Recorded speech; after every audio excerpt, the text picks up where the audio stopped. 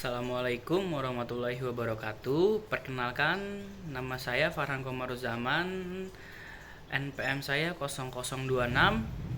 Kelas saya Paralel 1. Di sini saya akan menjawab pertanyaan yang sudah dikirimkan oleh Bapak Dani Nuryadi SPD MPD melalui WhatsApp group sebanyak 32 soal. Dan selanjutnya saya akan menjawab pertanyaan itu yang sesuai saya dapat jawabannya melalui AI yang sudah dikasih tahu oleh Bapak Dani. Yang selanjutnya ada di pertanyaan pertama. Pertanyaan pertama itu ditulis atau diketik oleh Bapak Dani itu yaitu apa itu otot, dan jelaskan dengan detail. Selanjutnya saya akan menjawab apa itu otot. Otot adalah jaringan dalam tubuh makhluk hidup yang memiliki kemampuan untuk berkontraksi atau menegang dan relaksasi atau yang kita sebut mengendur, sehingga memungkinkan terjadinya pergerakan tubuh baik yang disadari maupun tidak disadari. Otot bekerja dengan menghasilkan gaya mekanik yang kemudian menggerakkan bagian tubuh yang memungkinkan gerakan bagian-bagian tubuh. Otot merupakan bagian penting dari sistem muskuloskeletal, yaitu sistem yang mencakup tulang, sendi, dan otot untuk menopang dan menggerakkan tubuh. Dan selanjutnya itu jenis-jenis otot itu secara umum dibagi menjadi 3. Yang pertama itu ada otot rangka yang kita sebut otot lurik. Otot rangka atau otot lurik ini ciri-cirinya yaitu ada memiliki garis-garis melintang atau yang kita sebut lurik di bawah mikroskop, atau yang kita bisa lihat dalam mikroskop itu ada melintang, garis-garis melintang di dalam tulangnya.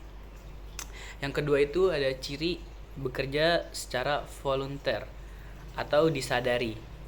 Yang ketiga itu ada melekat pada rangka tulang melalui tendon atau kita sebut urat. Yang kedua itu ada fungsinya. Fungsi otot rangka ini yaitu menggerakkan tulang dan tubuh.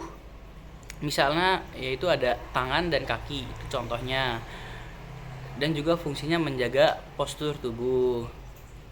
Contoh otot itu ada di otot bisep dan otot tricep atau otot paha.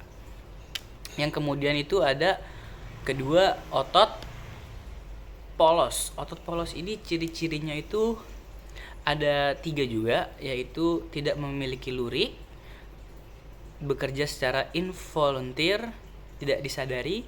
Yang ketiga itu selanjutnya ada terdapat pada organ-organ dalam. Fungsi otot polos ini yaitu mengatur pergerakan dalam sistem pencernaan atau seperti pencernaan, peredaran darah, dan lain-lain. Contohnya itu ada pada otot di saluran pencernaan, pembuluh darah, dan saluran pernapasan. Yang ketiga ada otot jantung. Otot jantung itu memiliki 3 ciri juga. 3 ciri itu yang pertama ada memiliki lurik seperti otot rangka, tetapi tidak bekerja disadari seperti otot polos. Yang kedua terdapat hanya pada jantung. Yang ketiga ini memiliki percabangan dan banyak inti sel. Fungsi dari otot jantung ini yaitu memompa darah ke seluruh tubuh secara terus-menerus tanpa henti, namanya juga otot jantung. Contohnya itu hanya ada pada jantung sendiri karena namanya juga otot jantung. Dan di sini itu dijelaskan struktur dasar otot juga. Karena memintanya secara detail, saya akan jelaskan secara detail dan secara apa yang saya dapatkan. Struktur dasar otot. Otot terdiri dari sel-sel yang disebut serabut otot atau muscle fibers. Setiap serabut otot tersusun dari myofibril Dan miofibril ini mengandung dua jenis potensi protein utama. Yang pertama ada aktin, yang kedua ada miosin. Aktin itu filamen tipis, begitu juga miosin, filamen tebal. Ketika otot berkontraksi, filamen miosin menarik filamen aktin. Panjang otot menjadi pendek dan menghasilkan gerakan. Fungsi otot dalam tubuh yaitu bisa buat pergerakan, bisa buat stabilitas tubuh, bisa buat menghasilkan panas dan sirkulasi udara. Begitu kemungkinan jawaban dari pertanyaan nomor 1. Selanjutnya kita beralih ke pertanyaan nomor 2 dan jawabannya. Pertanyaan nomor 2 itu ada, jelaskan apa itu sistem otot, jelaskan fungsi dari sistem otot. Yang pertama itu jawaban saya ada sistem otot. Sistem otot itu adalah biologis dalam tubuh makhluk hidup, terutama hewan dan manusia, yang terdiri dari semua otot dan struktur pendukungnya seperti tendon atau urat otot, ligamen, dan jaringan ikat lainnya. Sistem ini bekerja sama dengan sistem rangka atau tulang untuk memungkinkan gerakan tubuh, postur, dan fungsi vital organ-organ internal lainnya. Sistem otot bukan hanya sekedar kumpulan otot, tapi mencakup cara otot bekerja, dikendalikan, dan berinteraksi dengan sistem lain seperti sistem saraf dan sistem peredaran darah. Dan fungsi dari sistem otot ini adalah, sistem otot ini memiliki banyak fungsi yang tanpa kita sadari di dalam tubuh. Fungsi pertama yaitu ada menghasilkan gerakan. Fungsi utama dari sistem otot ini adalah untuk memungkinkan tubuh bergerak. Otot rangka bekerja dengan menarik tulang dan menciptakan gerakan seperti berjalan, berlari, dan menulis sehingga mengangkat benda. Yang selanjutnya itu yang kedua, fungsinya ada menjaga postur dan keseimbangan. Yang ketiga ada mengatur fungsi organ internal.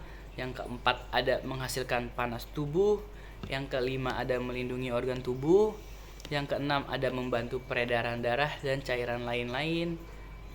Dan kontraksi otot membantu memompa darah kembali ke jantung, terutama dari bagian bawah tubuh dan lain-lain. Otot juga membantu dalam getah bening dan pencernaan.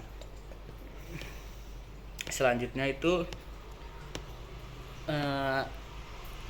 yang saya dapat simpulkan, sistem otot adalah salah satu sistem terpenting dalam tubuh manusia karena menyebabkan pergerakan tubuh, menjaga postur dan stabilitas tubuh, mengontrol fungsi-fungsi otomatis dalam organ, menghasilkan panas, dan melindungi organ dalam. Sistem ini sangat bergantung pada kerjasama dengan sistem saraf, karena saraf mengirim sinyal untuk memberitahu otot kapan waktunya dia bergerak dan rileks. Selanjutnya ada pertanyaan nomor 3.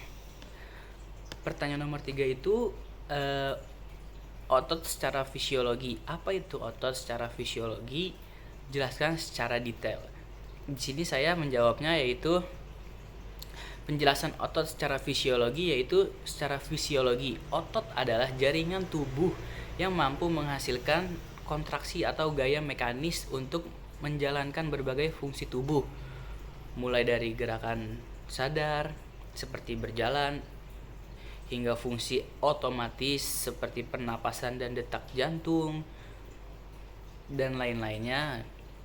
Studi fisiologi otot membahas bagaimana sel-sel otot bekerja, bagaimana mereka mendapatkan energi, bagaimana mereka dikendalikan oleh sistem saraf, dan bagaimana proses kontraksi terjadi di tingkat sel. Berikutnya yaitu ada cara-cara otot bekerja secara fisiologi. Yang pertama itu ada struktur sel otot. Setiap struktur sel otot ini disebut serabut otot atau muscle fibers di dalam serabut otot-otot tersebut dan memiliki struktur penting. Yang pertama ada sarkoplasma, sarkolema, miofibril, sarkomer, retikulum sarkoplasma, dan yang keenam itu ada mitokondria.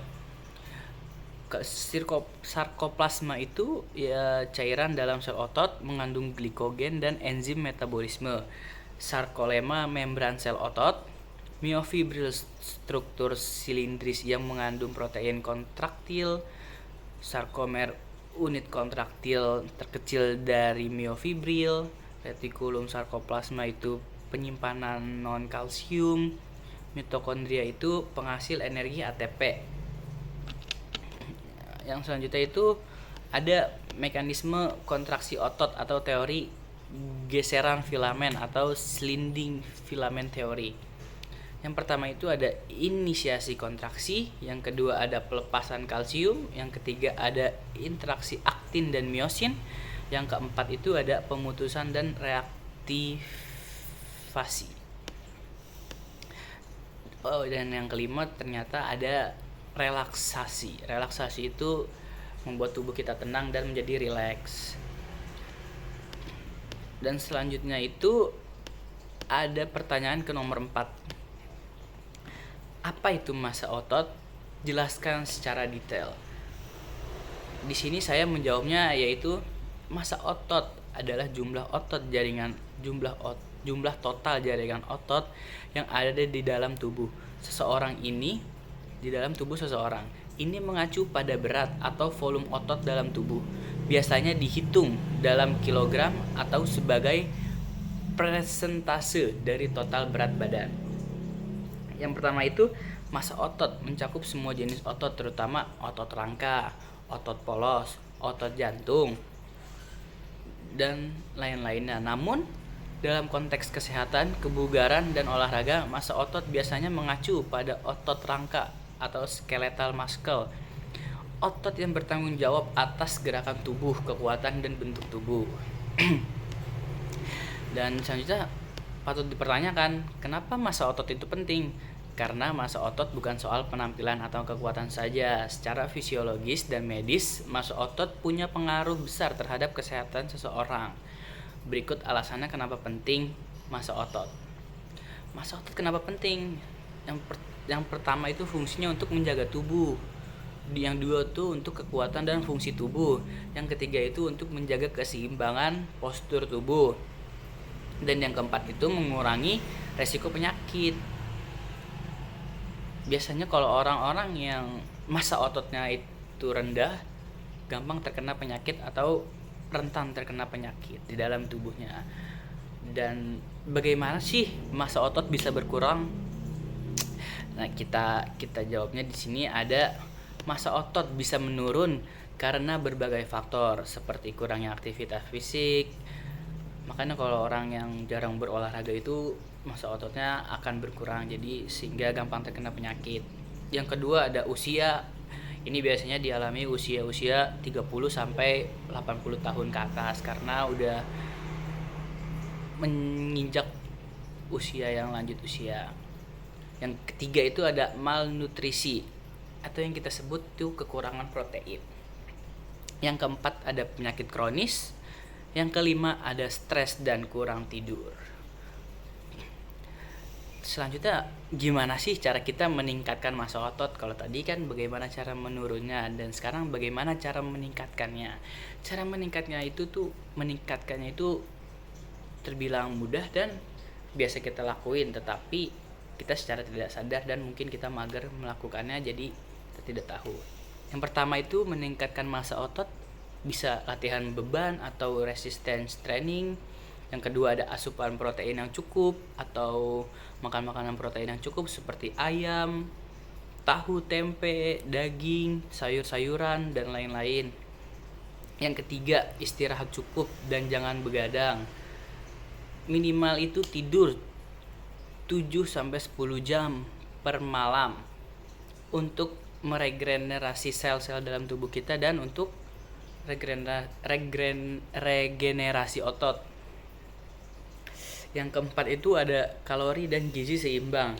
Kalori cukup penting agar tubuh tidak membakar otot sebagai sumber energi. Jangan diet ekstrim tanpa memperhitungkan massa otot. Ini yang diet ekstrim juga bahaya karena jarang makan dan minum juga. Dan cara mengukurnya itu beberapa hal-hal umum cara mengukur massa otot, yaitu ada bioelectrical independent analysis atau kita sebut BIA, sering ditemukan di timbangan digital pintar. Yang kedua ada DEXA scan, sangat akurat. Yang ketiga ada MRI atau CT scan. Yang keempat ada pengukuran lingkar otot.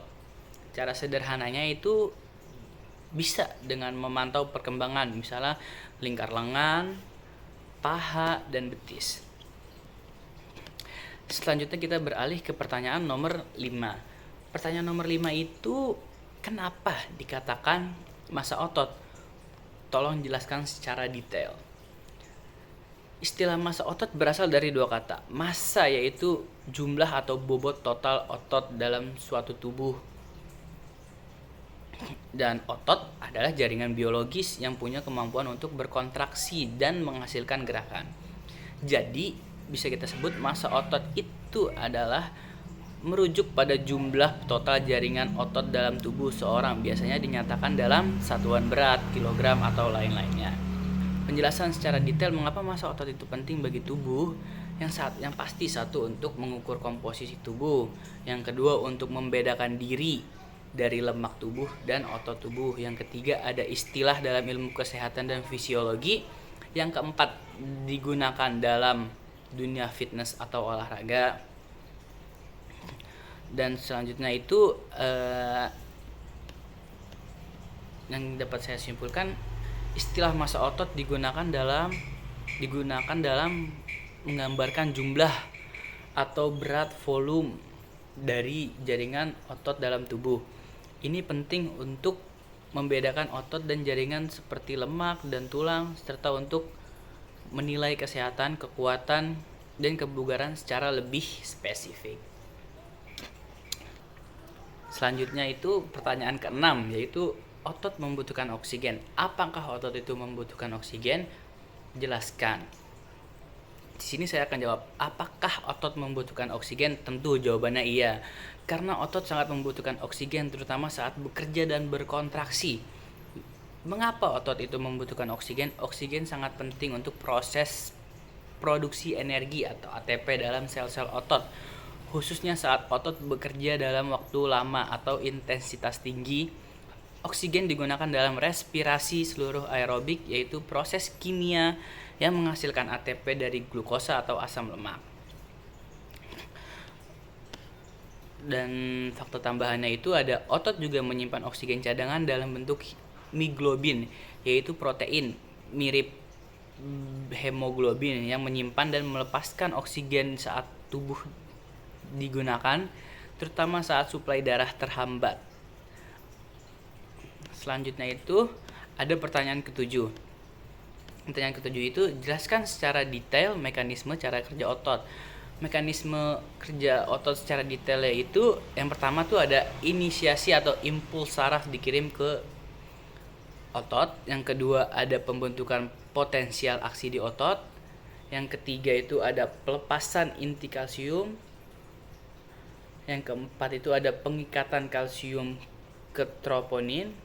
Yang kelima itu ada pembentukan corpse bridge myosin menempel ke aktin. Yang keenam ada power stroke. Yang ketujuh ada lepas dan siap ulang. Dan yang ke-8 itu ada ion kalsium yang tetap tersedia di sarkoplasma. Dan ke-8 itu ada relaksasi otot. Relaksasi otot itu ketika sinyal saraf berhenti, asetilokikoin diluncurkan oleh enzim asetilkolinesterase. Yang selanjutnya itu ada pertanyaan ke-8. Pertanyaan ke-8, jelaskan proses oksigen disalurkan ke otot. Proses dimulai dari pernapasan. Saat kamu menghirup udara, inhalasi oksigen masuk ke paru-paru, udara melewati hidung, mulut, trakea, bronkus, bronchiolus, alveolus yang kita sebut kantong udara di paru-paru. Yang kedua itu ada pertukaran gas di paru-paru atau divisi oksigen Di dalam alveolus, oksigen berdifusi ke dalam kapiler darah paru-paru karena pembedaan konsentrasi tinggi di alveolus, rendah di darah. Yang ketiga ada pengikatan oksigen oleh hemoglobin. Yang keempat ada pengangkutan oksigen melalui peredaran darah. Yang kelima ada oksigen masuk ke otot melalui kapiler. Yang keenam ada oksigen digunakan oleh mitokondria. Yang ketujuh ada peran hemoglobin dalam otot. Dan yang terakhir itu ada sel otot mengandung mioglobin, protein yang fungsinya mirip hemoglobin. Selanjutnya pertanyaan ke-9 yaitu ada jelaskan kontraksi otot secara detail dan lengkap. Apa itu kontraksi otot? Kontraksi otot itu adalah proses di mana serabut otot memendek dan menghasilkan gaya yang memungkinkan kita melakukan gerakan seperti berjalan, berlari, menulis, hingga bernapas. Struktur dasarnya itu singkat. Ada otot, ada vasikel, serabut, miofibril, dan sarkomer. Mekanismenya itu ada inisiasi, sinyal saraf tiba, pelepasan ion kalsium, kalsium mengaktifkan situs pengikatan aktin. Yang keempat ada pembentukan cross bridge, yang kelima ada power stroke, dan yang keenam ada pelepasan dan pengisian ulang energi. Yang ketujuh itu yang terakhir ada relaksasi otot. Selanjutnya pertanyaan ke-10, jelaskan proses melepas asam laktat yang menumpuk dalam tubuh. Apa itu asam laktat? Asam laktat itu lactic acid, adalah produk sampingan dari glikolisis anaerob, yaitu proses pemecahan glukosa untuk menghasilkan energi tanpa menggunakan oksigen yang terjadi saat otot bekerja sangat keras dan cepat. Pasokan oksigen ke otot tidak mencukupi, dan misalnya saat sprint, latihan beban berat, atau aktivitas tinggi lainnya. Akibatnya itu tubuh dapat memecah glukosa menjadi asam laktat yang menumpuk di otot menyebabkan sensasi. Maka dari itu kalau kita berlari dan kita sedang menaik gunung itu membutuhkan glukosa atau yang disebut gula karena buat mengisi tenaga kita dan dipecah menjadi energi. Selanjutnya itu ada pertanyaan yang ke-11. Latihan eksplosif otot secara fisiologi, jelaskan secara detail. Apa itu latihan eksplosif? Latihan eksplosif itu adalah jenis latihan yang berfokus pada gerakan cepat, kuat, dan penuh tenaga dalam waktu yang singkat. Contohnya itu ada jump squat, power clean, median ball slam, polymetric push up, sprint, box jump. Selanjutnya itu ada fisiologi latihan eksplosif otot. Berikut adalah penjelasan secara fisiologi bagaimana tubuh khususnya otot dari sistem saraf merespon dalam eksplosif.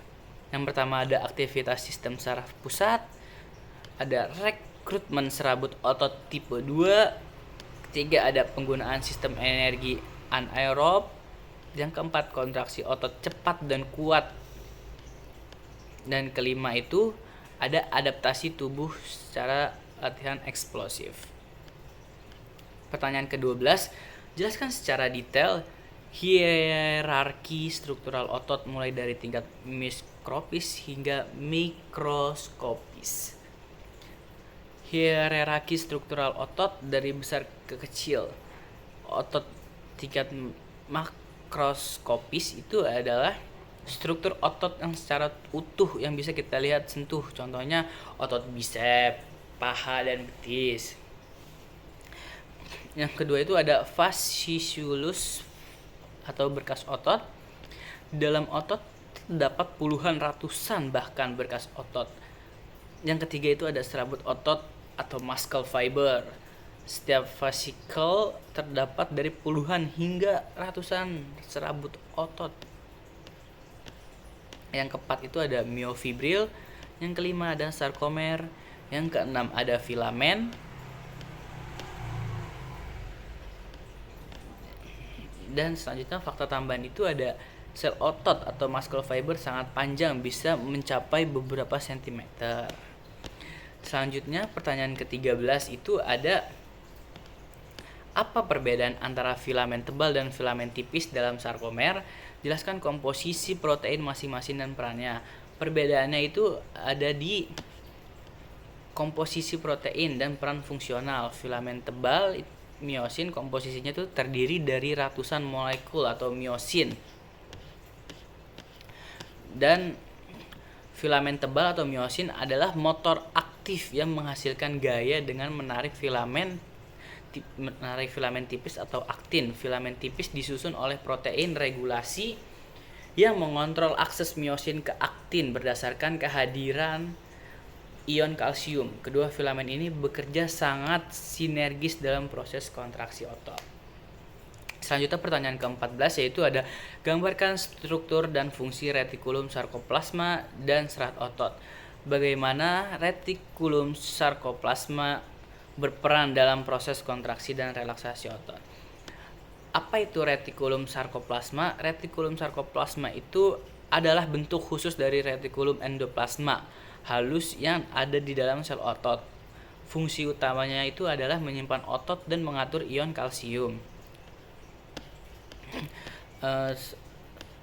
Selanjutnya itu retikulum sarkoplasma adalah struktur penting dalam sel otot yang mengatur konsentrasi kalsium, memainkan peran sentral dalam kontraksi dan relaksasi otot. Ia bekerja seperti tangki penyimpanan dan pompa CA2, memungkinkan kerja otot yang cepat, terkoordinasi dan efisien. Pertanyaan ke-15 di sini ada jelaskan peran jaringan ikat episium, permisium, dan endomisium dalam struktur otot. Definisi episium ini adalah lapisan jaringan ikat terluar yang membungkus seluruh otot secara keseluruhan. Permisium ini adalah lapisan jaringan ikat yang membungkus berkas otot. Yang ketiga itu ada endomisium. Endomisium ini adalah lapisan jaringan ikat yang paling dalam yang membungkus setiap serabut otot atau muscle fiber secara individual.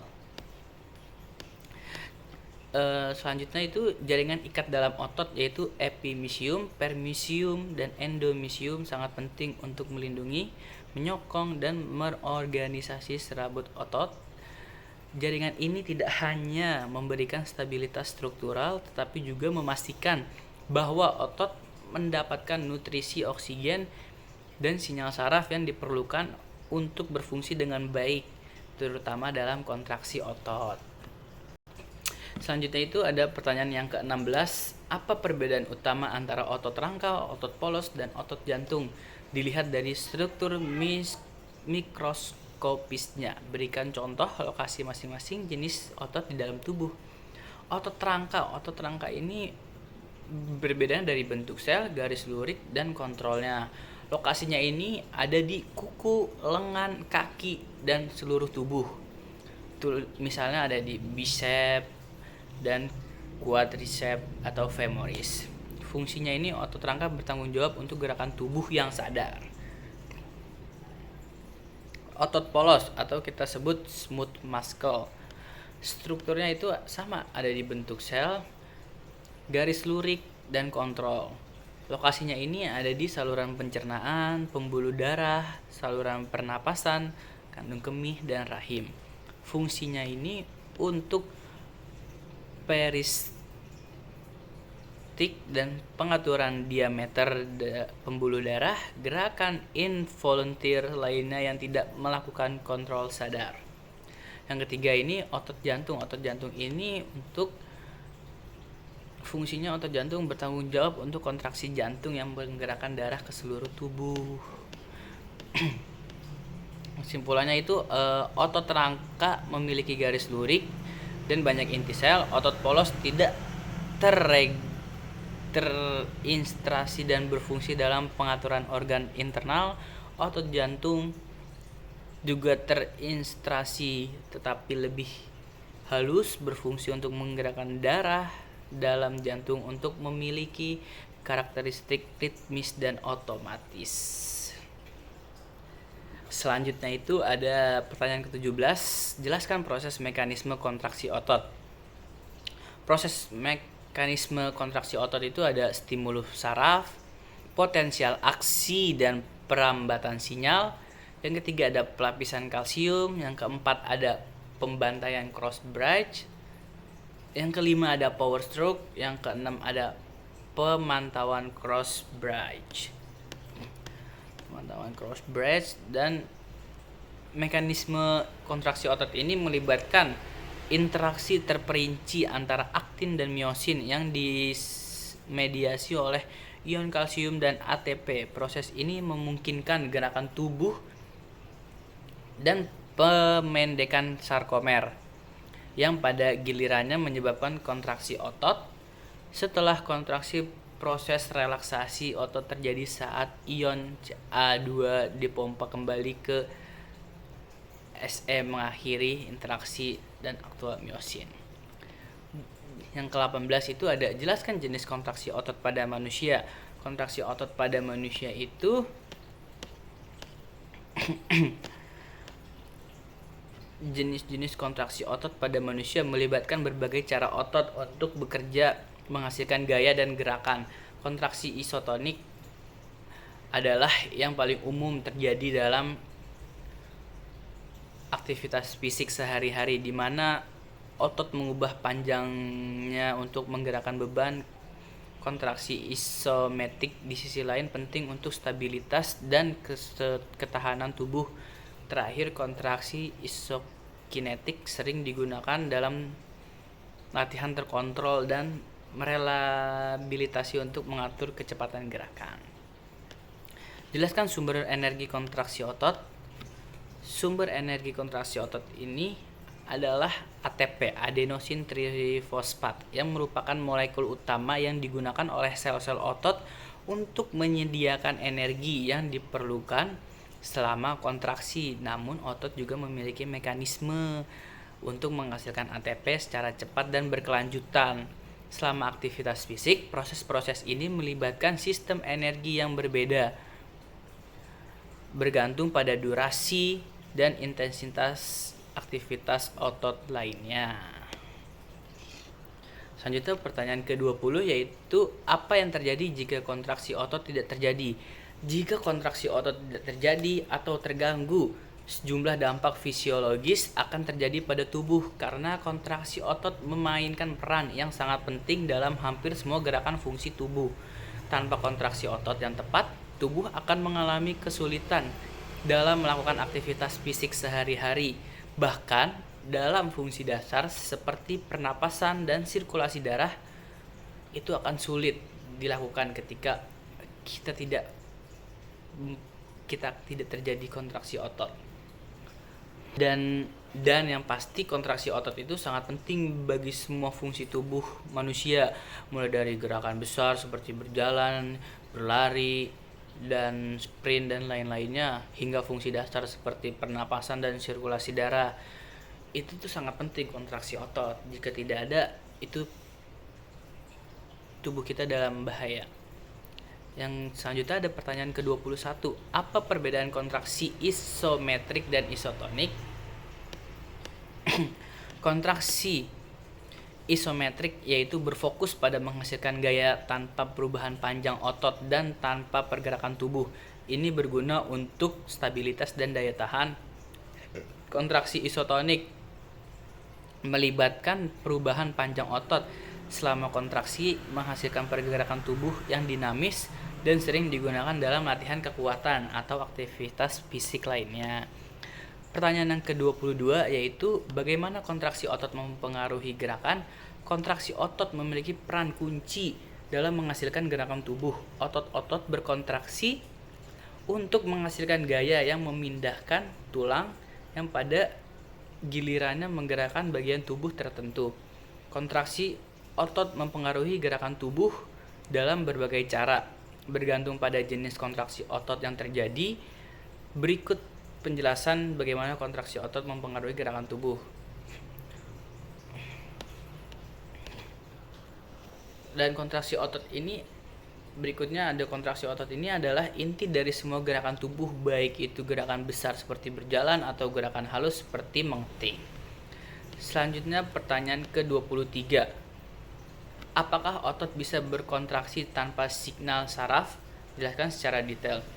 Secara normal, otot tidak dapat berkontraksi tanpa sinyal saraf. Kontraksi otot pada dasarnya bergantung pada stimulasi dari sistem saraf yang mengirimkan impuls melalui saraf motorik untuk memicu kontraksi otot. Namun, ada beberapa kondisi dan mekanisme yang bisa menyebabkan otot berkontraksi tanpa sinyal saraf eksternal yang lebih jarang atau bersifat reflektif. Dan ya pada umumnya itu kontraksi otot, terutama otot rangka, melakukan sinyal saraf untuk merangsang kontraksi melalui sistem saraf motorik. Namun ada beberapa kondisi khusus di mana kontraksi otot bisa terjadi rangsangan saraf langsung, terutama pada otot polos dan otot jantung yang dapat berkontraksi secara spontan berkat aktivitas sel pacemaker atau mekanisme lainnya. Selanjutnya pertanyaan ke-24. Apa saja faktor yang mempengaruhi kekuatan kontraksi otot? Faktor yang pertama itu ada jumlah serat otot yang terlibat atau rekrutmen serat otot. Yang kedua ada frekuensi stimulus saraf. Yang ketiga ada tingkat peregangan otot. Yang keempat ada ukuran otot. Yang kelima itu ada jumlah dan kualitas mitokondria. Yang keenam ada kondisi metabolik dan energi. Yang ketujuh ada kondisi saraf. Yang ke-8 ada faktor hormonal. Yang ke-9 itu ada pengaruh keletihan atau fatigue. Dan yang terakhir ke-10 itu ada kecepatan dan kontraksi. Pertanyaan ke-25 selanjutnya, apa yang terjadi jika otot kekurangan oksigen? Selanjutnya pertanyaan ke-25 itu, apa yang terjadi jika otot kekurangan oksigen? Jika otot kekurangan oksigen, sejumlah proses fisiologis yang penting terkait dengan kontraksi otot dan metabolisme energi akan terganggu. Otot membutuhkan oksigen untuk menghasilkan energi dalam bentuk ATP melalui proses metabolik aerobik. Ketika oksigen tidak cukup tersedia, otot akan beralih ke jalur metabolik lain yang kurang efisien, dan ini dapat menyebabkan beberapa masalah yang terjadi jika otot kekurangan oksigen. Yang pertama itu ada pergeseran dari metabolisme aerobik ke anaerobik. Yang kedua ada penurunan kinerja otot. Yang ketiga ada penumpukan asam laktat. Yang keempat ada rasa kelelahan dan nyeri otot. Yang kelima ada gangguan fungsi jantung. Dan yang keenam ada hipoksia dan kerusakan otot. Dan yang ketujuh ada penurunan kemampuan dan memperbaiki diri. Dan yang ke-8 itu terakhir meningkatkan resiko cedera. Lanjut pertanyaan ke-26, bagaimana oksigen dilepas dari darah ke otot? Oksigen dilepas dari darah ke otot melalui proses difusi yang terjadi di tingkat kapiler atau pembuluh darah kecil yang mengelilingi jaringan otot. Berikut langkah-langkah utamanya. Yang pertama itu ada pengikatan oksigen oleh hemoglobin. Yang kedua ada perjalanan ke otot. Yang ketiga ada difusi oksigen. Yang keempat ada penggunaan oksigen oleh mitokondria. Yang kelima ada faktor yang mengaruhi pelepasan. Selanjutnya pertanyaan ke-27 yaitu, apa yang terjadi pada oksigen di dalam otot? Yang terjadi pada oksigen di dalam otot yaitu ada pengikatan oleh hemoglobin. Yang kedua itu masuk ke mitokondria. Yang ketiga digunakan dalam respirasi seluler. Yang keempat ada produksi energi atau ATP. Yang kelima ada jika kekurangan oksigen atau hipoksia otot. Kalau suplai oksigen kurang, otot akan mulai menggunakan respirasi anaerobik yang menghasilkan energi lebih sedikit, membentuk asam laktat. Selanjutnya pertanyaan ke-28 yaitu ada oksigen sampai ke otot melalui darah. Jelaskan secara detail. Baik, di sini saya akan menjelaskan secara detail, yaitu ada yang pertama itu ada pertukaran gas di paru-paru atau alveolus. Yang kedua itu ada pengikatan oksigen oleh hemoglobin. Yang ketiga ada transportasi oksigen ke seluruh tubuh. Yang kelima ada difusi oksigen ke jaringan otot. Yang kelima itu ada peran mioglobin atau mitokondria di otot. Dan ringkasan visualnya yaitu ada urutan alura, itu ada yang pertama tuh dari paru-paru, kedua ke alveolus, kedua ke kapiler paru-paru, yang keempat ada hemoglobin, yang kelima melalui jantung, selanjutnya ke arteri, kapiler, otot, difusi ke sel otot, mioglobin, dan terakhir ke mitokondria. Pertanyaan ke-29 selanjutnya itu ada, kenapa harus stretching dulu sebelum latihan dan kenapa harus cooling down setelah latihan? Jelaskan secara fisiologi. Yang pertama itu tujuan utamanya meningkatkan fleksibilitas otot dan sendi, meningkatkan aliran darah ke otot. Yang ketiga, mempersiapkan tubuh dan otak untuk kinerja fisik yang lebih berat.